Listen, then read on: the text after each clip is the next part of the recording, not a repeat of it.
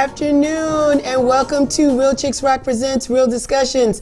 I am your host, Michelle Dawes-Bird, and as always, I'm super excited to be here. It is a beautiful day in the neighborhood here in Atlanta. 60-something degrees, maybe 70. The sun will not stop shining all weekend. There are people all over the place, and we love it. It is no signs of a pandemic ever happening here in this city, at least this weekend. And we're so happy. We're so glad about it. Excuse me for my raspiness.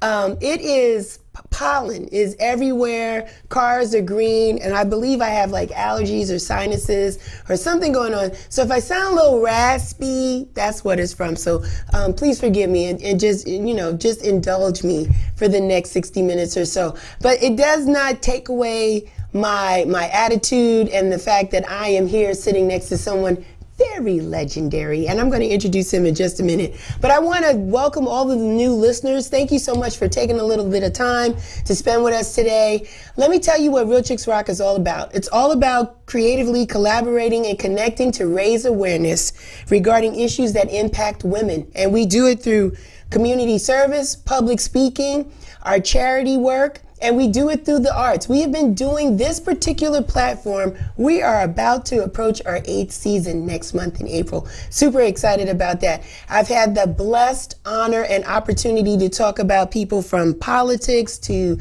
teachers to entertainers to singers. We've talked to anybody that we felt had something to say. And today is no different. I love talking to iconic people that love what they do and have been doing it for quite some time. I always want to give them a space and a place where they can share their story and their passion. And today is no different. Today's topic is We Made It. And my guest today is DJ Rasta Root.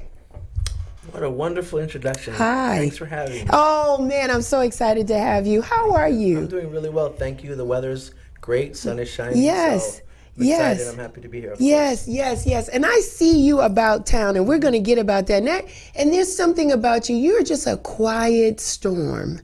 You're just a beautiful person. The energy you give to people, you're inside, you're outside. It just seems like people can embrace you, can embody you. And we're going to talk about that because that's not always the combination in a hip hop or in an entertainment type setting. Correct. So it's good to know that people are balanced and you got it. So let's take it from the top. Yes. Where are you from?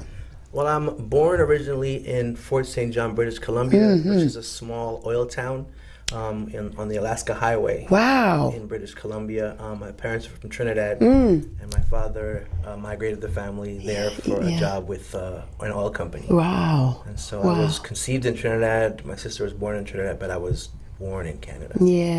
Okay. So weather, very cold there. Super cold. Super cold. Not a lot of outside action or... Not a lot of outside action. I was actually the first black baby born in that town. Are you serious? And I was born with bronchitis, so I was in the hospital for 6 weeks.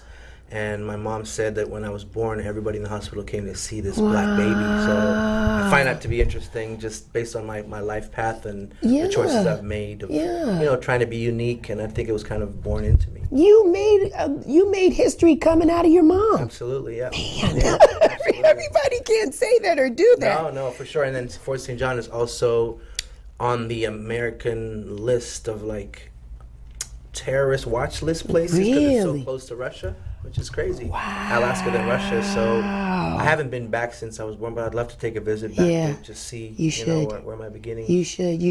Let me ask you, because Canadian, Trinidadian parents, right? There's that Caribbean essence, right? I would assume in the household. Sure. My mom is Jamaican, so I get it, right? So might be the cooking, the eating, the listening of music. What was the soundtrack like in your home growing up? I mean, it was a lot of I grew up in different countries, so that's a very interesting question because a lot of times it was music that wasn't indigenous to Trinidad. It was disco music. Yes. It was pop from Europe. It was Caribbean music. It was reggae. It was ska. Yeah. Alternative music. I grew up on a broad spectrum of music. But mainly from my parents, it was probably like calypso. Okay. And a little bit of soca. Okay. and then a lot of steel pan. Like we listened to like steel pan church albums, gospel albums on Sundays. Awesome. And I still remember those, those times. Did you gravitate to a particular genre of music as a kid? I think before I heard Rapper's Delight, I had no idea we could even make stuff like that. I was heavy into like a lot of the European bands and a lot of the music that probably you wouldn't think a black kid would listen to. But we absorbed all that. My sister and I did. So was it more like the Kinks or the Stones or the Beatles when you say European bands, or was it more of an underground type vibe of band? It would be more of like the Blondie. Blondie. That sticks out to me, particularly in Holland. Blondie was a big one. Okay. And groups like that, and then a little further on, The Cure. NSX, I always wonder why these white kids can have these cool white haircuts, and I can't. My stuff's curly. Until hip hop came around, and I was like, wait a minute, I can grow a flat top. You can. So you're getting exposed to all this music, which is great, because that sets the background and the playground for you. So you say you've been in different countries. How did you get to the States then? How did you get to the U.S.? So the last place we lived internationally was Brazil. We lived in Rio. Not a bad place to live. Bad. To be in high school in Brazil was fun. My gosh, you've seen it. Yeah. After Brazil, my father got transferred to a small town in the south of France. Okay. In Po, which is near the Pyrenees Mountains. Wow. And there wasn't an international school there. Wow. So they had to make a decision. Do I go to a European school and then that changes my trajectory for college in the States? Or do we send him to live with the aunt in Canada, which they did? Okay. And I lived with her for a year, and then it didn't really work out. And so my mom decided to move back from France to the States, and then we moved to D.C. Maryland area, which a lot of our family was. I did my last year of high school in D.C. at a military school. Okay. Did you have any problems adjusting since you had been like a world traveler? Was it hard for you to adjust? I think that's what made it easy to adjust is, we moved to 7 different countries. Oh, wow. Every couple of years. So adjusting was the easy part. The hard part was when you leave friends behind. But as far as getting to places, you have your moments when you're not the cool kid or don't know where you fit in, but you know how to navigate. It takes time. Right. Yeah. So what's the vibe in Baltimore when you get there? Now you're like a senior in high school. So I was in D.C. I'm sorry, in D.C. Okay. It's funny. My whole through middle school to high school, I wanted to go to military school because I'd see these military comedy movies with Up the Academy and Taps. And I had this thing just like the discipline. Yeah. And luckily, a good friend of mine who lived with us in Guatemala had moved to D.C. and he went to a school called St. John's. Okay. St. John's College High School. Right. And I was lucky that they only accepted seniors that were out of state. And that was the only reason why I was able to go, which was great. Wow. So I got my wish to go to military school only for a year, but it was an impactful year for me. Okay. Did you learn anything in the school? I learned how to march. I learned how to shine my shoes and, pass inspections. Yeah. I made it a goal to graduate as an officer, and so I worked really hard the first semester, commendations and stuff, and I made officer the second semester of high school, which is almost impossible to do. And then so I was able to graduate with my stripes and whatever. What a quiet storm you are. You're something else. So you graduate from high school. So then what's next? We go to college. Where are we going? Yeah, I got accepted to go to Gettysburg College, which is in Pennsylvania, and I started playing soccer there and found music there, stopped playing soccer, and then kind of focused on DJing. I studied Spanish as a major along with international business. Wow. And then a minor in Portuguese. Wow. So hip hop pulled you in? It pulled me in because of my roommates at the time. They were DJing, and I kind of was like, well, hey, this is kind of a cool way to meet people and think I'm cool. Yeah. And I kind of just immediately just gravitated towards it.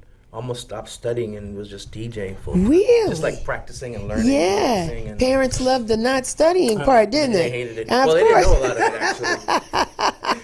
They didn't know a lot about that, but I was serious about it. You were. Well, you seem like, just based on it, now you're a young adult here, very young, maybe 18, 19 years old, but your life had exposed you to be like a disciplinarian, like you follow structure, routine. So that's not the thing. Yeah. It's like you're probably like, whenever I make up my mind, I'm all in, I'm 10 toes down, and I'm in and I'm going for it. It's just that that's not what mom and dad had envisioned for their son.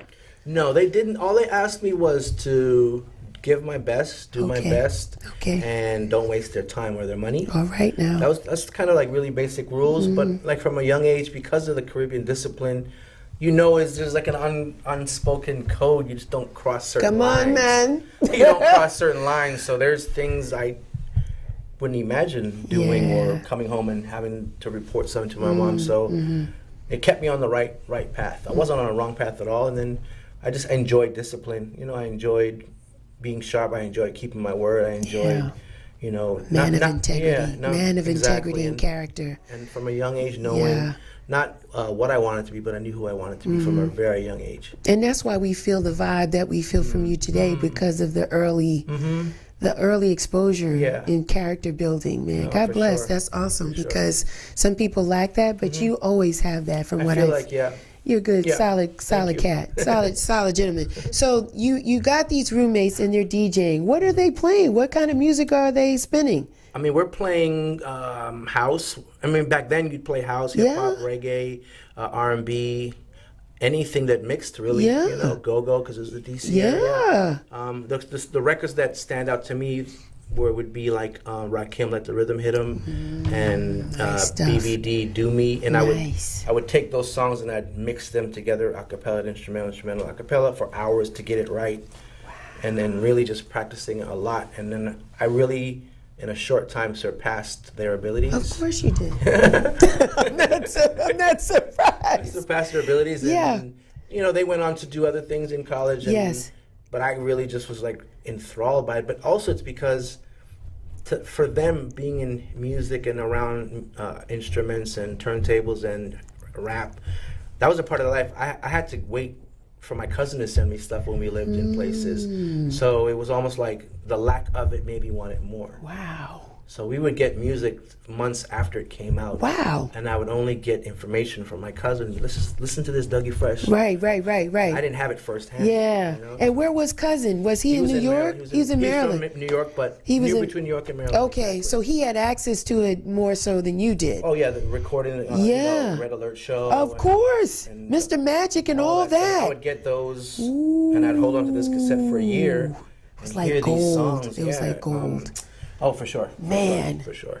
So your DJ, you remember your first DJing gig? Do you remember that? It would have to be at the club on campus. It was a non-alcoholic club, alcohol club on campus called the Lyve. It was under the Olympic swimming pool. They made a club there. It would have to be in there. I don't remember the exact gig, but it would have to be that place. It was there. And I know whatever mixes I did, I practiced for months to get this routine of songs I was going to put together. And what was the vibe like, the energy of the people that came? You remember? It's college kids, so it's they weren't really into you. There was a little bit. They were like, drinking. Let's stop here for a little bit. Let's stop here for a little bit. We're going to go to frat houses after. Gotcha. You know what I mean? Gotcha. So it's but like I kind of stayed in that lane where I was like, I'm going to make this work for me. I feel something with this music. Yeah. And I'm all in now because I've already spent $1,000 on turntables, you know, with credit cards and records you're buying. Every record, you're not borrowing records. You have to buy doubles because you want to do tricks. Word up. So I'm spending all my money on, and you're buying 5 genres, so you're broke pretty much. You're broke. And $1,000 back then was a lot of money. It was a lot. That's like almost $10,000 back then. That's a lot of bread that you're spending on equipment and music. Absolutely. And needles and everything else. And it's an ongoing. Wow. It's like sinkhole, really. You know, until you get it right and you start doing gigs and figuring out how to like market yourself. So did we envision ourselves getting to New York? Like, how did we get to the Mecca or to the metropolis of all these people that are doing and living hip hop? Did that happen? It didn't really happen like that, to be honest with you. Because, you know, I graduated at 93. Yes. And I was still doing mobile gigs and had a DJ van and going around to Pennsylvania and all these places doing gigs. But in the midst of that, I applied for the JET program, which was the Japan Exchange Teaching Program. Yeah. So I knew if I got in, I was leaving for at least a year, up to 3 years on that program. So one idea was to move to New York and try things there. But then I also had this passion for like Japan and their culture. Yeah. And what would be the least expensive way for me to get there? And the program was it, because they flew you there. The housing was subsidized. Right. And you taught, but your weekends were yours, your nights were yours. So I left a dream in Maryland to pursue another dream, a shaky dream, but to pursue a dream in Japan. And that's, that was that route. Okay. And I feel like I like to think that God blessed me with, like, showing that I made the right decision by coming back and circumventing all that stuff to then come and meet one of the members of one of the most legendary groups. So it made me feel like I went to Japan for 3 years, did all that, moved to Atlanta, and then I'm here. Wow. So it wasn't in vain, It wasn't in and vain. it sharpened my sword as a DJ, Ooh, too. because Japan has an appreciation for our culture anyway, musically. Very much so. I mean, we have more preview into it now because of social media, right? I could go on IG and I could see b-boys breaking, and they don't look nothing like me, but they are dressed like the culture I was raised up in. 100%. They got it down. And so now we can see that they really have immersed. So imagining you going then, it was they would probably be like, you were gold. Like, I was gold because I had the dreads, I had the look. Oh, yeah. I had the look of a Mariah Carey dancer. Got which you. was the Helly Hansen jacket, Nikes, long dreads. Couldn't dance that much, but I looked like Link and Henry, all these guys. So, and then I DJ too. Yeah. But then on Monday, you'd see me in like a, dress pants, shirt, going to school on my bike, teaching kids. So it was a great balance between my hip hop life and then my teaching in Japan life. They barely bled over. Meaning, students never saw me DJing, and they never partied with their teacher. They never partied with my teacher. They never saw that. They never saw that. So that experience just opened me up to, like, actually, not just knowing culture, but how do you make people that don't speak the language move to this music? Excellent point. And that's why I learned to, like, read the crowd. Yes. And if there's military guys in the crowd and Japanese people, how do you balance? Excellent. Yeah. So I had 3 years of, like, intensive training on that. Because music is the language, For sure. for real. So while you're there in Japan, what led you to come to Atlanta? My mom went through a divorce with my father, so she was in Maryland, and then she was debating leaving Maryland because of the memories and stuff. Right. And at that point, Atlanta was bubbling because the Olympics were coming. Yeah, 96. Yeah. now, yeah. So this was 95. She moved to Atlanta. Yeah. So it was only natural for me once I moved from Japan to go back to where my mom was, to at least have a base, figure things out, and then move from there. Wow. Yeah. So now you're here. Mom's here, right? Starting a new chapter in her life. The Olympics are here. There's a huge spotlight on Atlanta now at this point. Like, we've always heard about Atlanta from the Martin Luther King perspective, but now you could feel a change. Like, their infrastructure is changing, they're widening roads. It's a whole thing. And when people see the Olympics, despite what happened at Centennial Park, but they were like, this is a nice place to be. And when they saw that there was a lot of black and brown people here, they were like, wait a minute, like, I need to get down here. Exactly. So now things are changing. So now you're here with Mom. And then how do you meet this legendary person that you speak of? Well, the funny thing is, in 94, spring 94,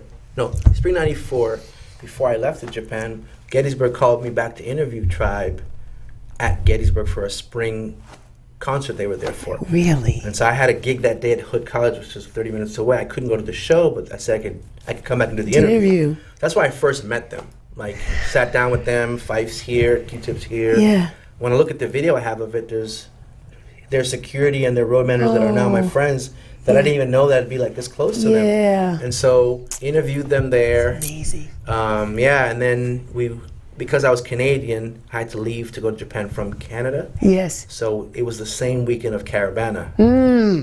Which is hot. My cousin's like, I'm picking you up, we're going to a show. I said, what show is it? Oh, it's a Tribe Called Quest and Craig Mack. So that my last show leaving the West was them. was Tribe. Yeah. So Ah.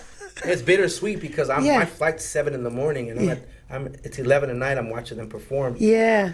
Not knowing that 4 years later I'd meet my best friend. You have no idea. Bugged out. Isn't God Still bugged out. amazing? Like this universe is something else, man. Yeah, it still shocks me when I think Oh about my God. And with all the people, right? Because they funnel through some people. You know what I mean? They queens. Yeah, you know what I mean? That's 5 boroughs. Yeah. Like, so to go to Gettysburg, this is a thing. Like, and it goes back to, I think, like, when I look back at how I was born in a very unique situation, I've been afforded very unique situations brother. of that path of life. Yeah. It's not conventional by any means. Yeah.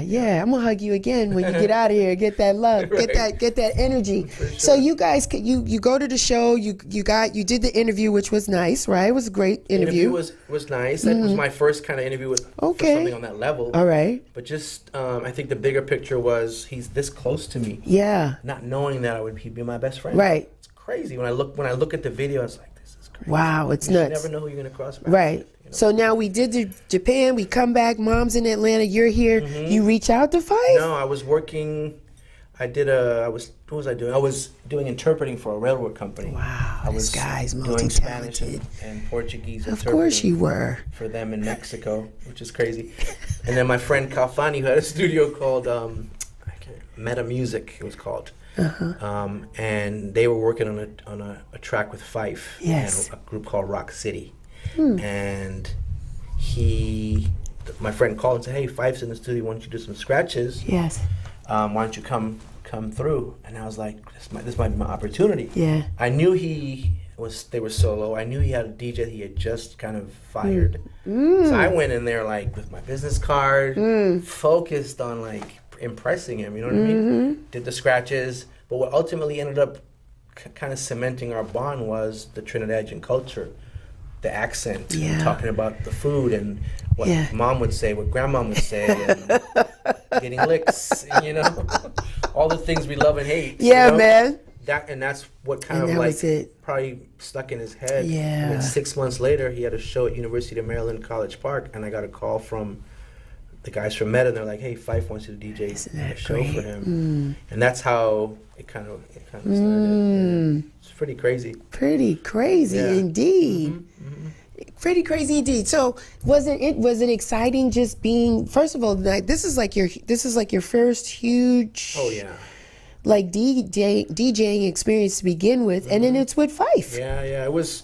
I mean, I remember the first day going to his house, got his address, we talked on the phone. Right. Got his address, took my turntables, mixer, and he had the show vinyl for the show, but the nerves of walking up to the house and ringing the doorbell, and this is, when you look at being a fan and you hear their music, you read about them in the source, and now you're at his doorstep, and you hear the raspy voice, what's up, man? And like, wow, this is crazy. So it was hard to keep it together,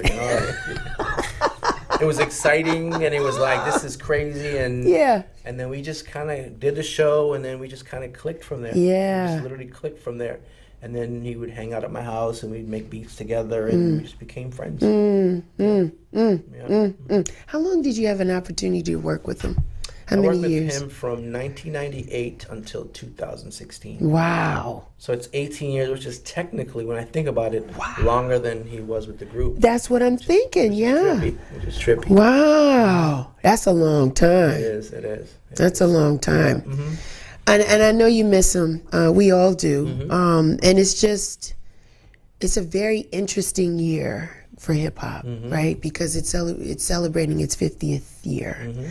And for the listeners that don't know, I'm from Bronx River, right? So that's the whole Africa Bambaataa, Zulu Nation, that whole thing, So I grew up with Bam DJing in the back of the center, running extension cords from his apartment for electricity, and guys bringing out lamps, their mother's lamps from the living room to provide light at night. Like I seen it, you know what I mean? Like I saw, people scratching, finding beats and songs that we listen to, and people lean in, like listen to WABC radio, like Dick Clark, AM transistors before there was FM.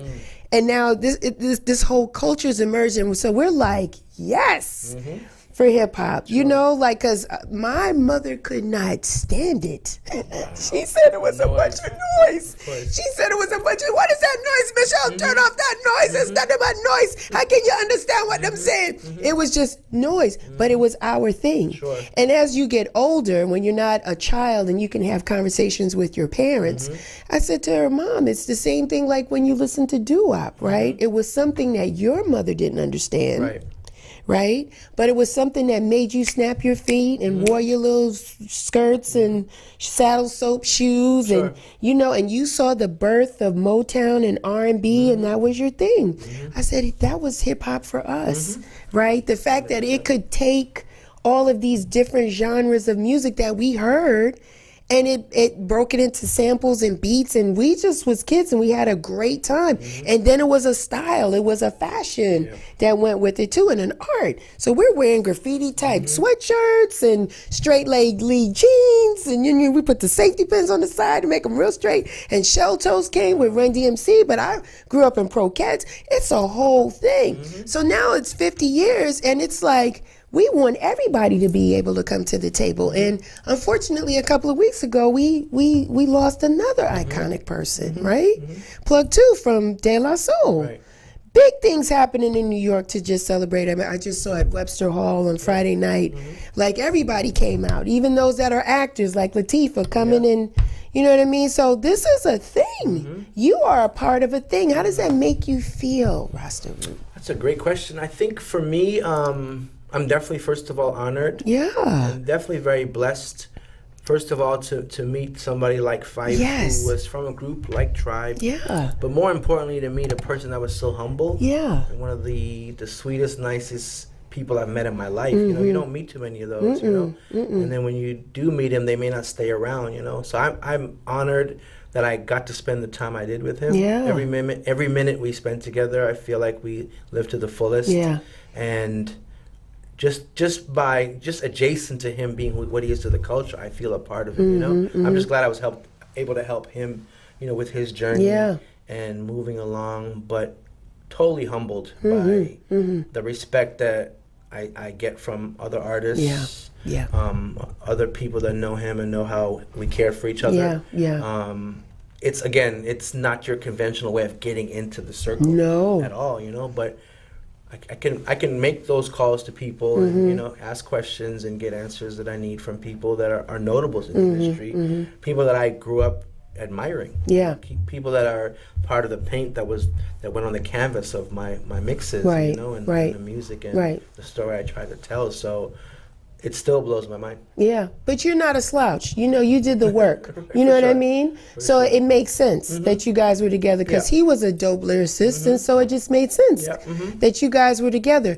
What were you just a DJ for him, or were you his manager as well over time? So I started as his DJ, and then I went on. He was kind of shuffling through different managers and solos, because he was also trying to figure out what it meant for him to be a soloist, because he'd been in a group so long. It's hard to break out of that. It is. So he had a few managers before me, and then I started learning by seeing what was going on, what was lacking, and how to move him and motivate him as an artist. And then once the group started talking again, I then became co-manager of Tribe. Nice. And along that, I was also producing for him. So we had many hats were worn, and sometimes it was hard to turn off. The hats. For sure. Did you like DJing more so than producing, or it's kind of even, Steven? I like DJing more. I think I'm a better DJ than I am producer. Okay.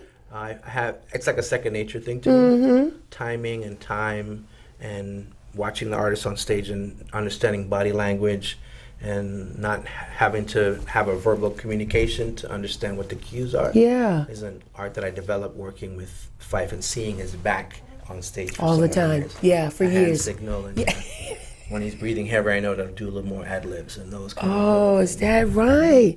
And you know, he had a love for, well, you, of course you knew, but he loved sports, so I'm sure he brought a lot of that, you know. Oh, for sure. Hand signals, hand audibles. signals. Oh, there were certain times where we would do events and he might miss a cue as the rapper guy. Yeah. He'd throw me under the bus. It's funny. Like, what are you doing, Roots? But it was him. It was him. But, you know, that was just our thing. It's okay. So, I wouldn't trade that for anything, you know? Where did the term "we made it" come from? So he has a song called Nutshell. And this was around the time he wrote the verses while they were recording the Tribe album. And in one of the verses of the song, he's saying his lines, then he says, "Roots, we made it," you know. And I had heard my name on record before, but that stuck out to me because I feel like it had so many different meanings. Yes. And I'm still figuring out what those meanings are. Yes. I think at the time he was more so saying, you know, his music's together, we have the label, we're putting out the album, we made it. We made it. No matter what people think about the album or the work, we're here. We're here. Yeah. That's love. And be present, you know? That's love. Yeah, for sure. That is love. That's love. You know, it's awesome. Do you feel that we've made it? I feel like we've made it till now, but you don't rest on your laurels. You don't stop. I always believe, like, take a moment to enjoy what's in front of you, but understand that you got to keep moving and pushing. Sometimes people just rest on their laurels. It's that I was the star quarterback in high school syndrome. That kind of thing, yeah. You don't want to get caught in that.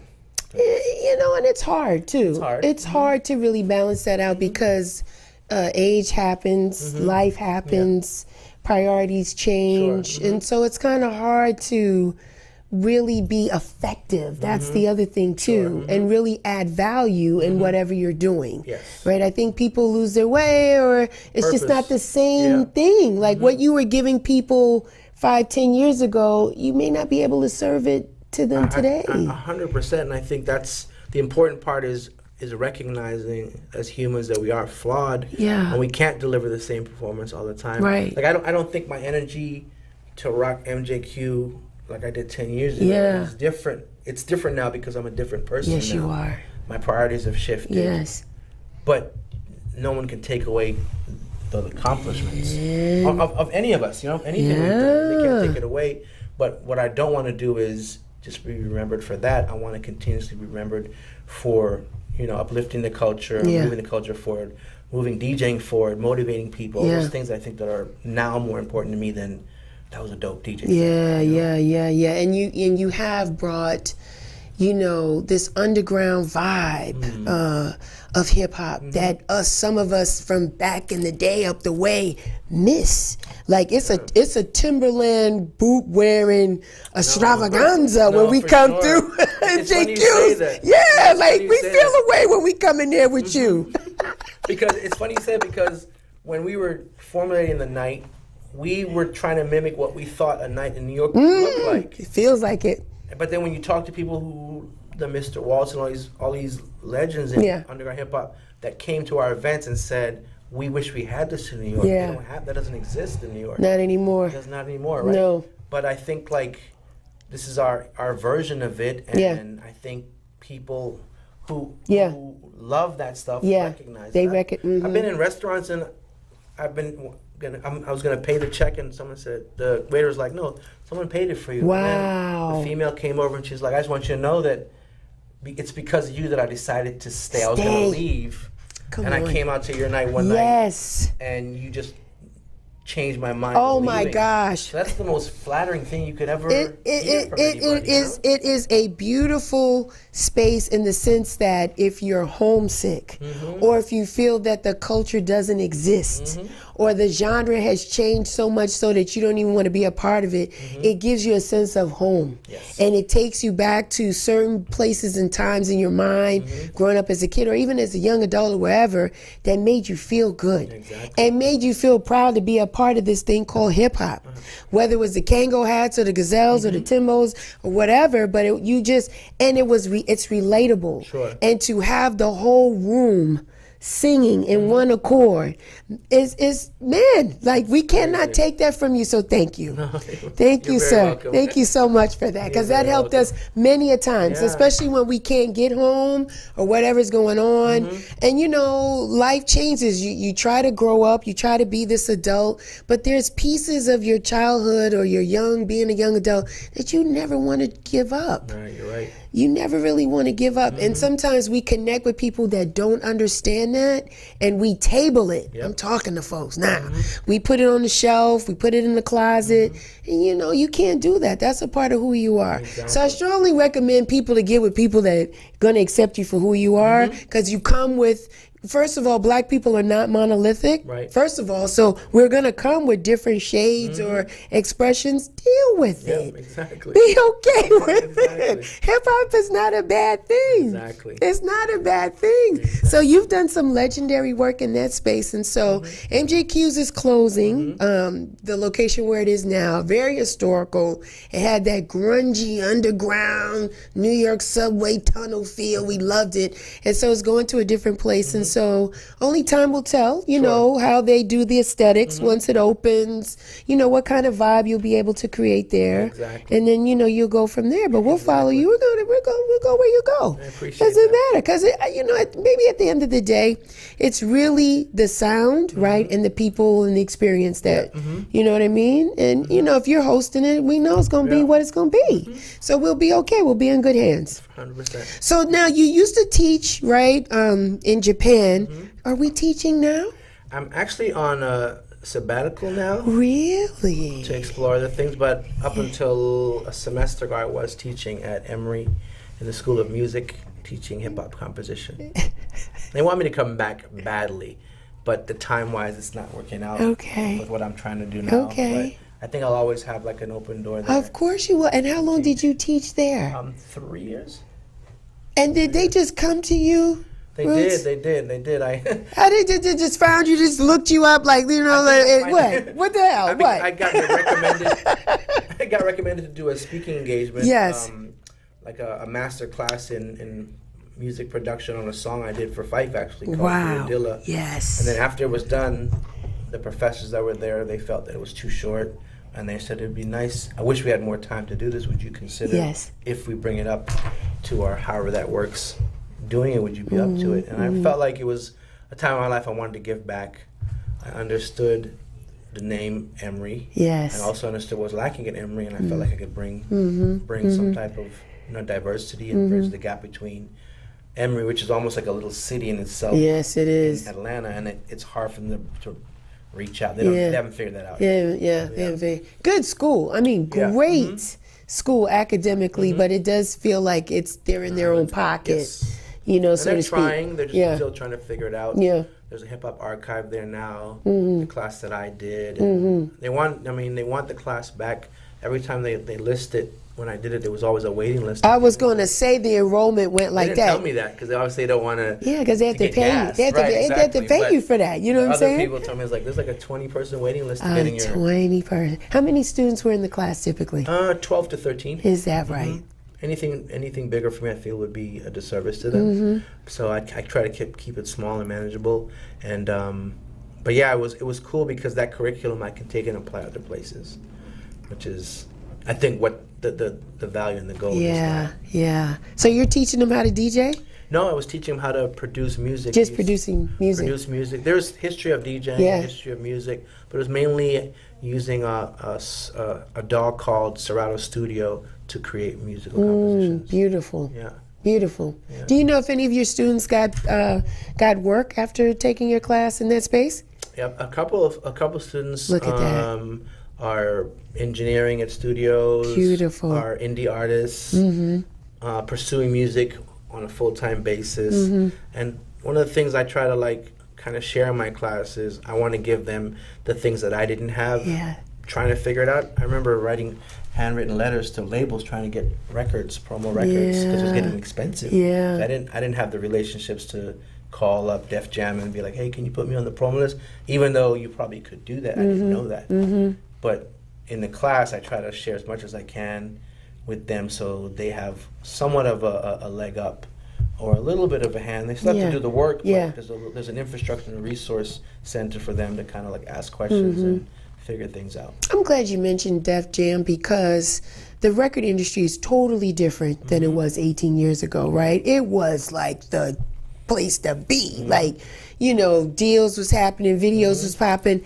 Now it is such a different medium. It is. Do you still have a connection or a vibe or a pulse in that space or not really? It's Not changed, really. right? Honestly, I can't never really say that I had like a pulse in it, just honestly. All right. Because I always believe in being independent. and Understood. Kind of doing things yourself. Yeah. Or myself or amongst ourselves. Right. It's definitely changed. I think it's still fighting the grave, you know, but I think with social media, it's like scratching and crawling. No, I'm not ready to go. But I think like, you know, with the right resources and all the apps that are out and, you know, building your own team, you can do things yourself. Yeah. And then skip the label part, maybe get a distribution deal or marketing, and then if you meet them where you are, they might be able to partner with you and make your project successful. But it's definitely a different. It's so different. It's so different. It's so, very different. It's so, and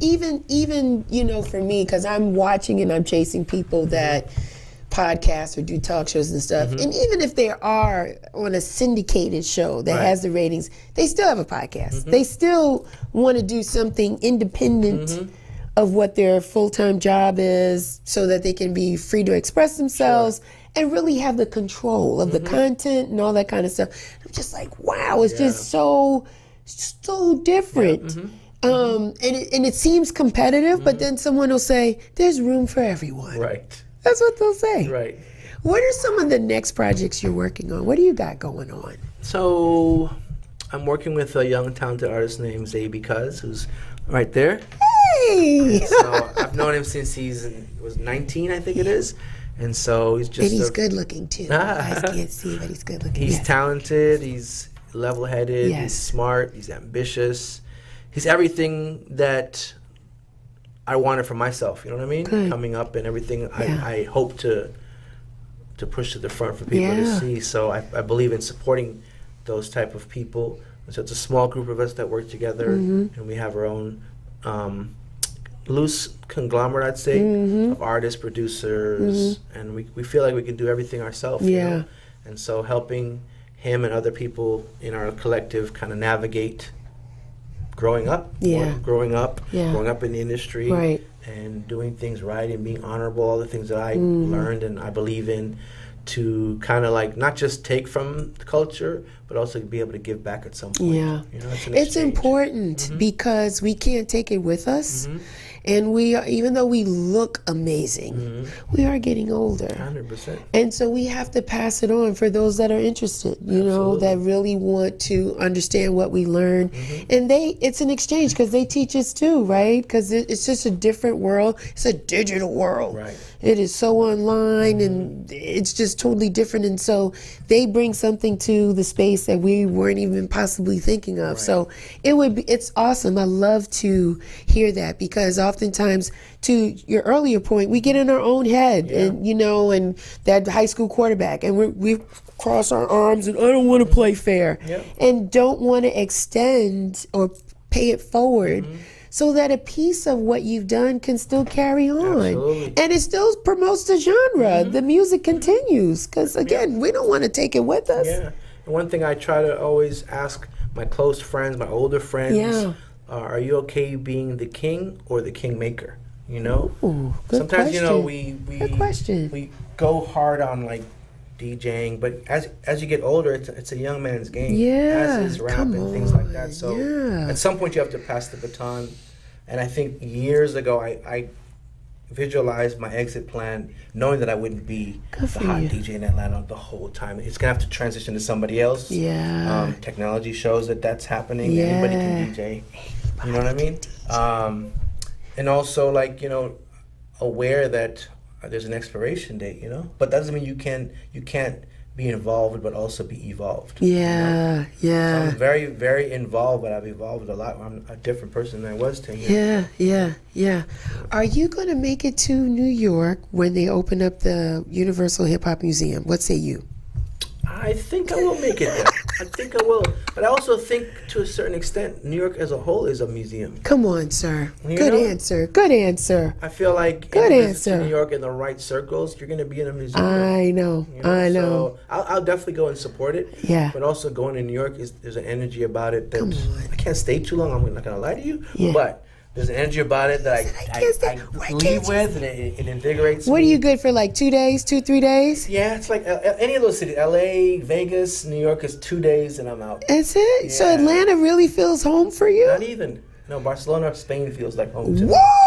Whoa! But Atlanta is different because my home is here. So Yeah. in my home, it's like my own little world. Yes. So it doesn't even feel like The Atlanta. man said Barcelona and Spain. Oh yeah, that's Barcelona, the. Spain for sure. I would move there in a heartbeat. How many languages you speak? I speak 4 languages. Come on, brother. I do. Well, I found out recently it's probably 3.5 because I was testing on my Japanese casually at a restaurant. I was like, I'm not as good as I thought I was. But I speak fluent Portuguese, fluent Spanish, Good English, of for course, you. and conversational Japanese. I say reluctantly. You are a Renaissance man. I'd like to think that I really would. When I look back at like the definition You of that, are a Renaissance man. yeah, With the love of hip hop right? across I thy know, chest. right? It's crazy.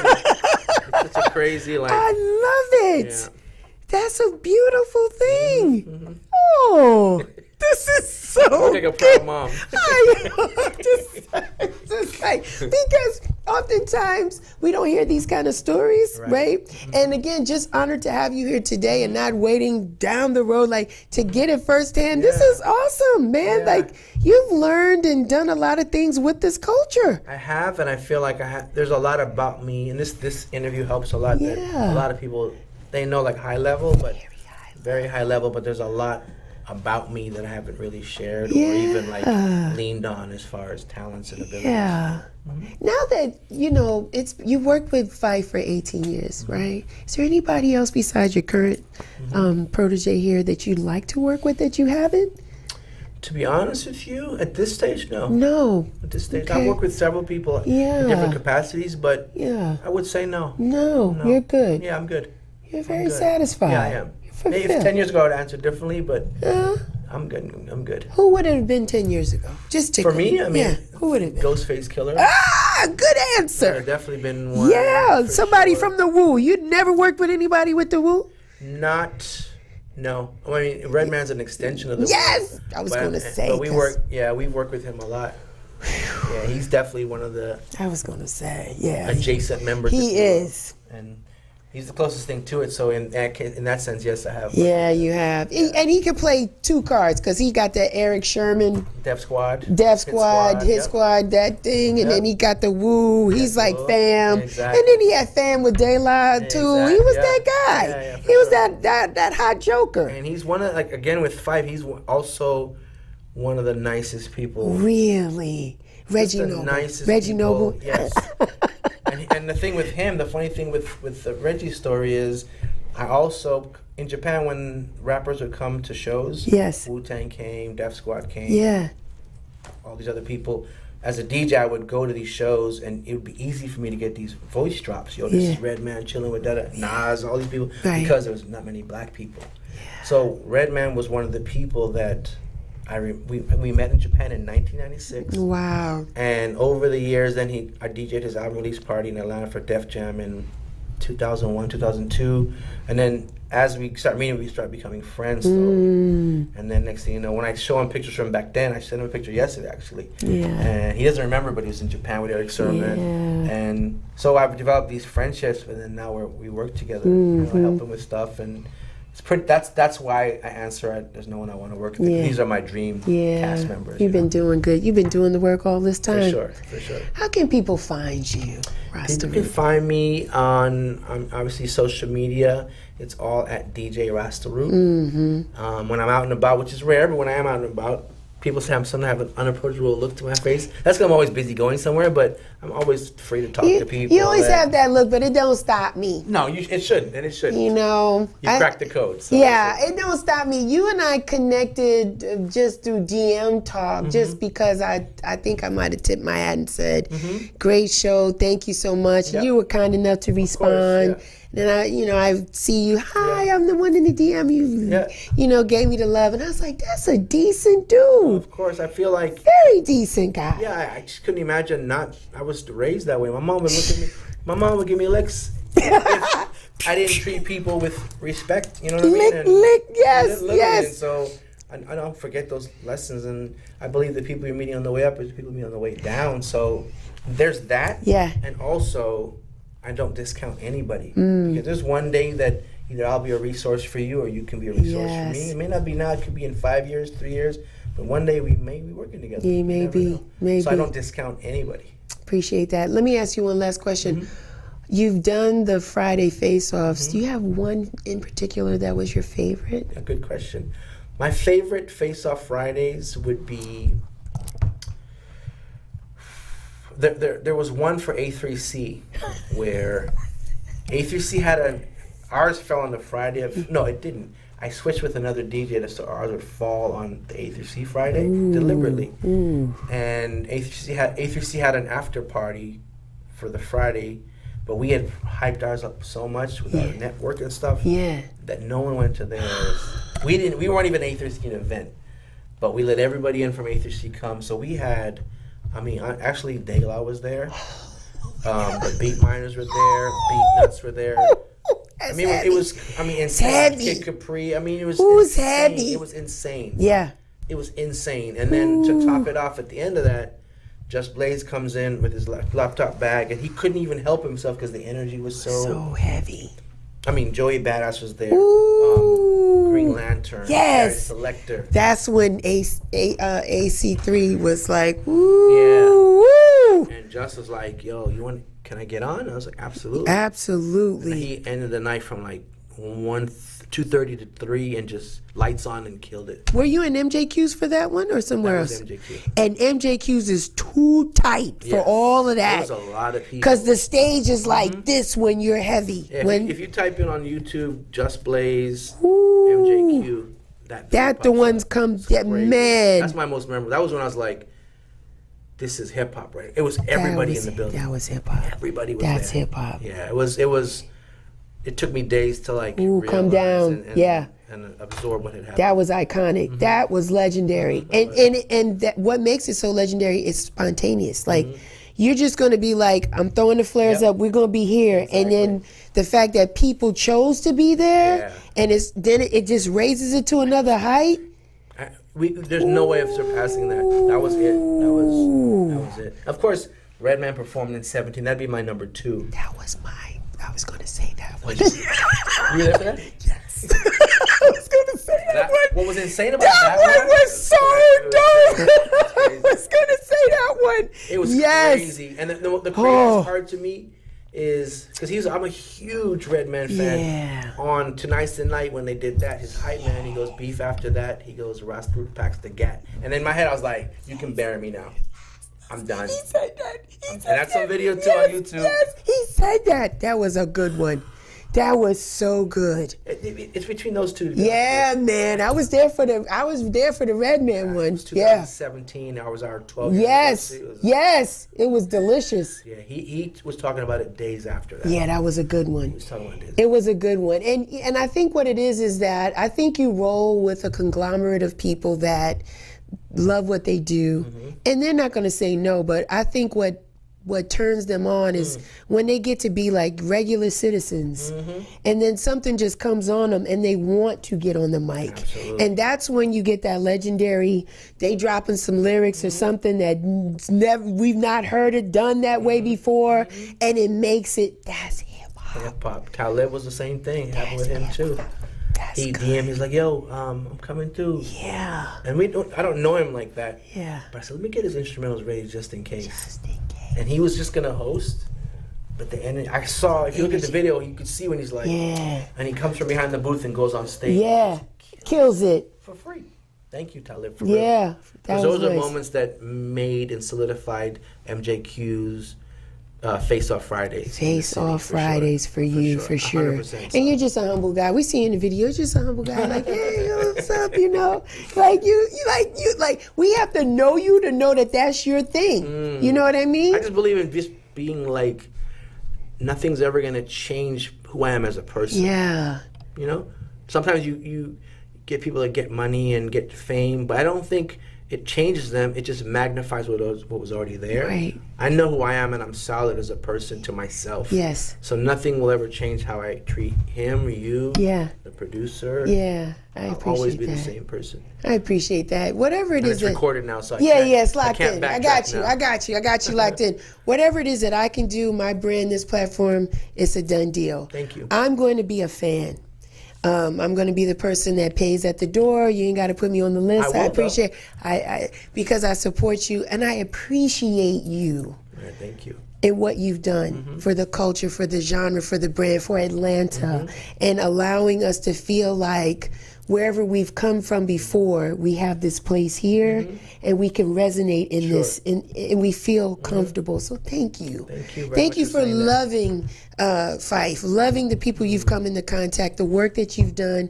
I just wish you nothing but more I appreciate continued that. success. And I appreciate you and your platform, and thank you for allowing me to come Yeah, here absolutely. humbly. And I wish you the best of luck in any Thank way you. I or my team can help. We're here. Fantastic. This is just the beginning of a beautiful friendship. Love it. I love it. Love it. Yeah, man, that's my time. Listen, Real Chicks Rock, you know you can find me everywhere. We're on Instagram, we're on Twitter, we're on Facebook. Listen, we have partnered and collaborated with some beautiful women. It's called Divine Trilogy. We're going down to Miami the weekend of April 21st to the 23rd. It is art, music, and community. You need to go to Eventbrite, cop your ticket, come on down there. You think the weather is nice in Atlanta? It's even more beautiful in Miami. We would love to see you down there. Listen, one of my favorite heroes was Frankie Crocker on WBLS. He used to say this all the time as he ended his show. He said, may you live to be 100 and I live to be 100 minus a day.